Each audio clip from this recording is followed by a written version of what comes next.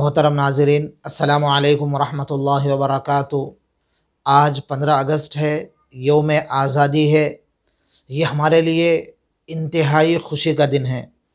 आज़ादी ये हर इंसान का पैदाइशी और फ़ितरी हक़ है।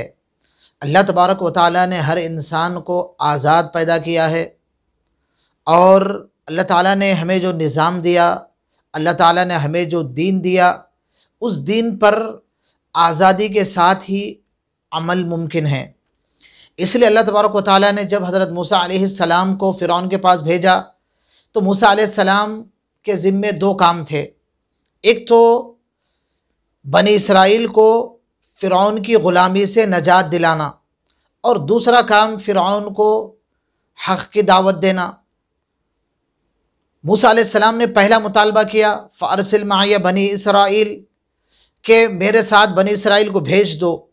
यानी बनी इसराइल जो सदियों के ग़ुलाम थे, मूसा अलैहिस्सलाम ने पहला ये मुतालबा किया कि पहले उनको आज़ाद कर दो, बनी इसराइल को आज़ाद करो। बनी इसराइल की आज़ादी के लिए हज़रत मूसा अलैहिस्सलाम की बेअसत हुई।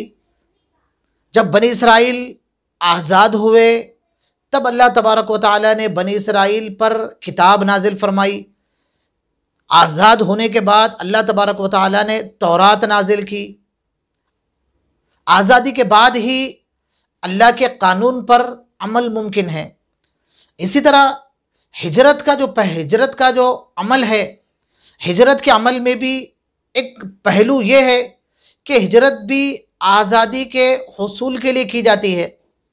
हिजरत का मकसद भी ये होता है कि हिजरत करके ऐसे इलाके में जाएं जहाँ मज़हब के शाइर पर और दीन की जो बुनियादी इबादतें हैं उन तमाम इबादतों पर आसानी के साथ बिला रोक टोक अमल हो सके। हिजरत भी आज़ादी के हुसूल के लिए की जाती है। तो हिजरत ये अल्लाह की बड़ी नेमत है और हिजरत ये बड़ी कोशिशों के बाद, बड़ी काविशों के बाद और मुसलसिल जद्दोजहद के बाद ही ये आज़ादी की नेमत किसी कौम को मिलती है। इस मुल्क में हमें जो आज़ादी मिली है, ये आज़ादी भी बड़ी कोशिशों के बाद, बड़ी क़ुरबानियों के बाद और बड़े मुजाहिदों के बाद हमें ये आज़ादी की नेमत मिली है। आम तौर पर लोगों के सामने आज़ादी की क़ुरबानियाँ और आज़ादी की जो कोशिशें थी वो सामने नहीं रहती। लोग ये समझते हैं कि 1857 के मारिके के बाद या 1857 की जंग के बाद या उसके बाद जो मुख्तलिफ़ तहरीकें बर्पा की गई, उन्हीं तहरीकों और 1857 की कोशिशों के नतीजे में ये मुल्क आज़ाद हुआ। ये तारीख़ से सरासर नावाकिफ़ियत है। इस मुल्क में जंग आज़ादी की जो तहरीक चली, जंग आज़ादी की जो कोशिशें हुई, वो तकरीबन 2 सदियों तक चलती रही। 2 सदियों की मुसलसल कोशिशों और मुसलसल क़ुरबानियों के नतीजे में ये मुल्क आज़ाद हुआ। और इस मुल्क की आज़ादी सिर्फ़ चंद लोगों की मरहून मन्नत नहीं है कि सिर्फ़ चंद लोगों की वजह से ये मुल्क आज़ाद हुआ, बल्कि हज़ारों लोगों की क़ुरबानियाँ हैं। इस मुल्क की आज़ादी में हज़ारों लोगों का खून है और मुख्तलिफ़ कौमों का इत्तेहाद है, जिसकी वजह से ये मुल्क आज़ाद हुआ।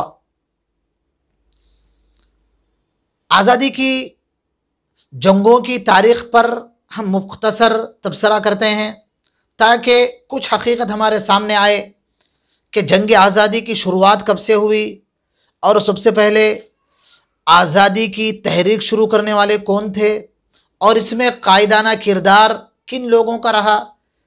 इन चंद तारीख़ी जो हक़ाइक़ हैं वो हमारे सामने आना चाहिए ताकि हमारे हौसले बुलंद हों, हिम्मत हमारे अंदर पैदा हो और नई उम्मीदें और नई आरज़ुएँ हमारे अंदर जन्म लें और ताकि हम दूसरी कौमों की जो बदगुमानियाँ हैं, दूसरी कौमों की जो गलत फहमियाँ हैं, हम उनको किसी हद तक दूर कर सकें। मुगलिया सल्तनत के जो अजीम बादशाह थे औरंगज़ेब के इंतकाल के बाद मुगलिया सल्तनत जवाल की तरफ माइल हो गई, कमज़ोर हो गई। मुगलिया सल्तनत की कमज़ोरी की वजह से कोई एक इस मुल्क में इज्तिमाई क़ुव्वत बाकी नहीं रही। उसके बाद मुख्तलिफ़ रियासतों ने और मुख्तलिफ़ लोगों ने अलग अलग हुकूमतें क़ायम कर ली। दक्कन के इलाक़े में, मैसूर के इलाक़े में, औध के इलाक़े में, बंगाल के इलाक़े में, महाराष्ट्र के इलाक़ों में, मुख्तलिफ़ रियासतों में छोटी छोटी टुकड़ियों में हुकूमतें बढ़ गई। अब अंग्रेज़ों को मौका मिला कि एक एक को हड़प कर जाएं और एक एक को निगल लें और अपने नापाक मंसूबों को पूरा करें। वैसे अंग्रेज़ ये 17वीं सदी के शुरू में ही इस मुल्क में आ चुके थे। औरंगज़ेब के इंतकाल के बाद जो सबसे ज़रख़ेज़ इलाक़ा था वो बंगाल का इलाक़ा था, और बंगाल के जो नवाब थे अलीवर्दी ख़ान थे। फिर उनके बाद उनके नवाब सिराजुद्दौला हाकिम हुए। चूँकि बड़ा ज़रख़ेज़ इलाक़ा था इसलिए अंग्रेज़ों की निगाह पहले बंगाल पर पड़ी, और नवाब सिराजुद्दौला अंग्रेज़ों की इस बुरी नीयत को भांप गए और बंगाल और अंग्रेज़ों के माबैन कई लड़ाइयाँ हुई। सबसे अहम मारिका जो पुलासी के मकाम पर हुआ, नवाब सिराजुद्दौला और अंग्रेज़ों में बड़ी लड़ाई हुई और आपसी गद्दारियों की वजह से नवाब सिराजुद्दौला इस जंग में शहीद हो गए। जंग आज़ादी के सबसे पहले शहीद और सबसे पहले शहीद होने वाले नवाब सिराजुद्दौला हैं। ये पहली एक इज्तिमाई कोशिश थी जो अंग्रेज़ों के ख़िलाफ़ बर्पा की गई। ये एक इज्तिमाई बड़े पैमाने पर एक जंग थी जो अंग्रेज़ों के ख़िलाफ़ लड़ी गई। इसको हम जंग आज़ादी की सबसे पहली लड़ाई कह सकते हैं, और नवाब सिराजुद्दौला को सबसे पहले शहीद हम कह सकते हैं। और ये लड़ाई हुई 1757 में। 1857 से एक सदी पहले ये लड़ाई हुई। पहली ये बात हमारे जहन में रहना चाहिए कि आज़ादी के लिए कोई एक दो लड़ाइयाँ नहीं लड़ी गई, बल्कि आज़ादी के लिए सौ लड़ाइयाँ लड़ी गई। मुख्तलिफ मकामात पर अंग्रेज़ों से जंग हुई। उन तमाम कोशिशों के नतीजे में ये मुल्क आज़ाद हुआ। नवाब सिराजुद्दौला के बाद नंबर आया टीपू सुल्तान का। टीपू सुल्तान उस ज़माने में एक मशहूर रियासत के हाकिम थे, और मैसूर के इलाक़े में और अतराफ़ के इलाक़े में उनकी मजबूत हुकूमत थी। और हाकिम होने के साथ साथ टीपू सुल्तान बहुत दूर अंदेश और बहुत दानिशमंद थे। हज़रत अली में रहमतुल्लाहि अलैह ने या किसी और आलिम ने ये बात लिखी है कि इस मुल्क में अंग्रेज़ों की नापाक साजिशों को बड़े पैमाने पर भांपने वाले और बाज़ाब्ता रियासती तौर पर अंग्रेज़ों की मुखालफत करने में सबसे आगे हज़रत टीपू सुल्तान थे। टीपू सुल्तान के वालिद हैदर अली और टीपू सुल्तान और अंग्रेज़ों के दरमियान कई लड़ाइयाँ लड़ी गई, कई जंगें हुई, जिसमें कुछ लड़ाइयों में टीपू सुल्तान को फतह हासिल हुई, कुछ में शिकस्त हुई। टीपू सुल्तान की जो सबसे आखिरी लड़ाई थी श्रीरंगपट्टनम में हुई, जो अंग्रेज़ और टीपू सुल्तान के दरमियान हुई। इसमें भी आपसी गद्दारियों की वजह से टीपू सुल्तान को शिकस्त हुई और टीपू सुल्तान शहीद हुए। और उस मौके पर जनरल हॉर्स अंग्रेज़ ने टीपू सुल्तान की लाश पर ठहर कर ये कहा था कि आज से ये मुल्क हमारा है, आज से हिंदुस्तान हमारा हो चुका है, अब कोई हमसे जंग करने वाला, कोई हमारा रास्ता रोकने वाला अब बाकी नहीं रहा। टीपू सुल्तान के बाद जब दो रियासतें और दो अजीम ताकतें अंग्रेज़ों के सामने पसपा हो चुकी, तो उसके बाद अब बड़ी बड़ी रियासतों की अंग्रेज़ों से टक्कर लेने की या अंग्रेज़ों के ख़िलाफ़ उठने की हिम्मत नहीं थी। इस मौके पर उलमा ने इस आज़ादी की तहरीक को एक नई जान दी। और सर फहरिस्त हज़रत शाह अब्दुल अजीज़ रहमतुल्लाहि अलैह, जो शाह वलीउल्लाह साहब के फ़र्जंद हैं। हज़रत शाह अब्दुल अजीज़ रहमतुल्लाहि अलैह ने 1803 में फतवा दिया कि अंग्रेज़ों के ख़िलाफ़ लड़ना ये जिहाद है, अंग्रेज़ों के जुल्म को रोकना ये इस्लाम का फरीज़ा है, एक बड़ी इबादत है। बाज़ाब्ता उलमा इकराम ने फतावे दिए और कई उलमा ने फतवे दिए। हुकूमतों के और रियासतों की नाकामी के बाद लोगों में बड़ी मायूसी पैदा हो चुकी थी और लोगों की हिम्मतें ख़त्म हो चुकी थी कि लोग ये समझने लगे थे कि अब इनसे अंग्रेज़ों से मुकाबला मुमकिन नहीं है, अब इनसे मुकाबला नहीं हो सकता।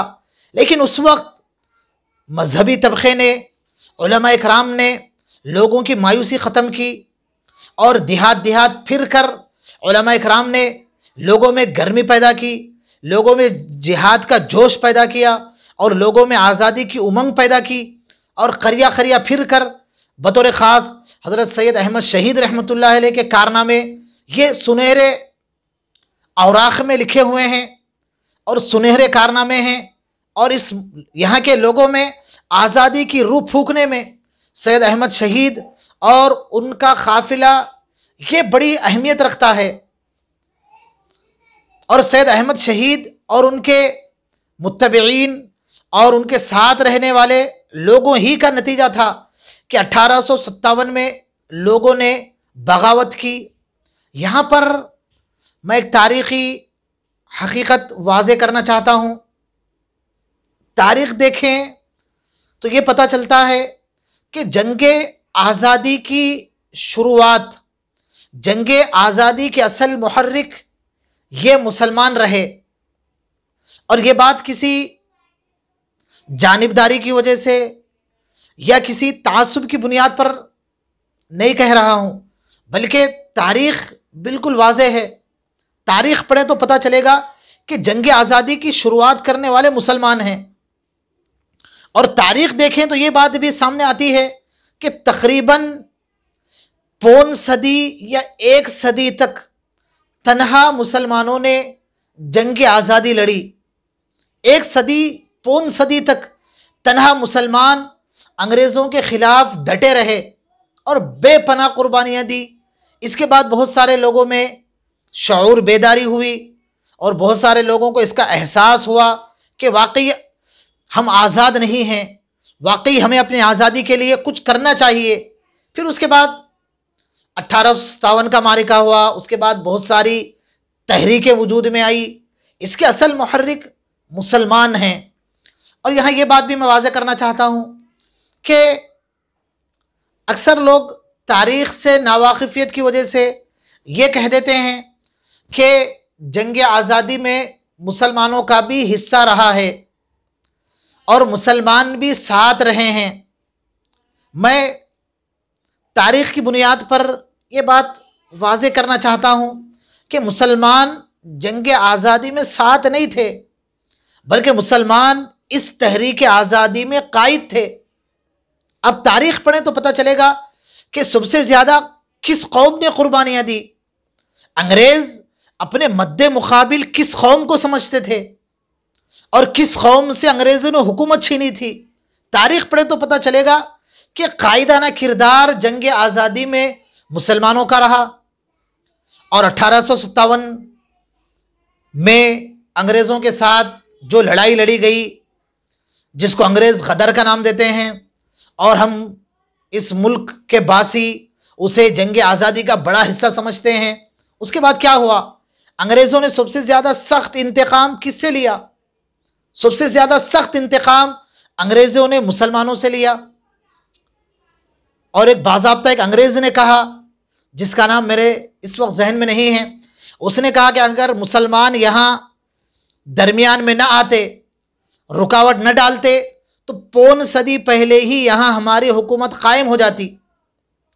1857 के बाद मुसलमानों के साथ क्या किया गया और इस मुल्क के लोगों के साथ कैसा जुल्म रवा रखा गया। तारीख़ पढ़ते हैं तो बड़ी हैरत होती है और तारीख़ पढ़ते हैं तो बड़ा गम होता है कि अंग्रेज़ों ने मुसलमानों के साथ कैसा जुल्म किया, वहशत और खौफ पैदा करने के लिए कैसी कैसी सजाएं दी।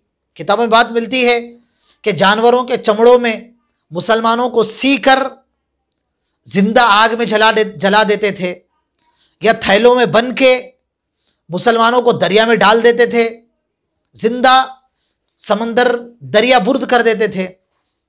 इसी तरह बाज़ वक्त ये करते थे कि दरख्तों पर फंदे लगा देते और हाथी पर बिठाकर गला फंदे में डाल देते और हाथी और जानवर को नीचे से भगा देते और फंदे पर लटका देते थे।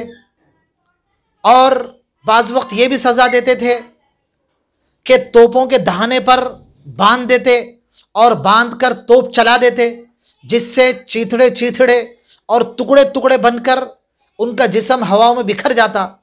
बड़ी कुर्बानियाँ दी गई, हज़ारों लोगों की जानें गई। एक एक दिन में 80 लोगों को फांसियाँ दी जाती थी। दिल्ली के हर चौराहे पर फांसी के फंदे लगे थे और कोई दरख्त ऐसा नहीं था कि जहाँ पर मुसलमानों को बतौर ख़ास फांसी न दी गई हो। तो ये जंग आज़ादी की तारीख़ है जिसमें हमारी बड़ी कुर्बानियाँ हैं। आज भी इंडिया गेट पर मुजाहिदीन आज़ादी के नाम हैं। तकरीबन 95,000 नाम हैं, 95,300 नाम हैं, जिसमें तकरीबन 61,000 से ज़्यादा मुसलमानों के नाम हैं। इस मुल्क की आज़ादी में मुसलमानों का बड़ा किरदार रहा है। इसलिए मेरे जहन में ये बात आती है कि किसी की हुब्बुल वतनी और वतन से मोहब्बत का अगर जायज़ा लेना हो तो सिर्फ़ वक्ती नारों को इसकी बुनियाद ना बनाया जाए, सिर्फ़ वक्ती हंगामों को वतन परस्ती की बुनियाद करार ना दिया जाए, बल्कि जंग आज़ादी की तारीख़ देखी जाए कि किस कौम ने इस वतन के लिए कुर्बानियाँ ज़्यादा दी और किस कौम ने खून के दरिया बहाए। वो कौम सबसे ज़्यादा मुहिब्बे वतन, हकीकी मुहिब्बे वतन है। तो बहरहाल इस मुल्क की आज़ादी में मुसलमानों का बड़ा किरदार रहा है और इस मौके पर तमाम मुजाहिदीन आज़ादी को खिराज अक़ीदत पेश करना चाहिए। आम तौर पर हम जिन मुजाहिदीन आज़ादी के नाम जानते हैं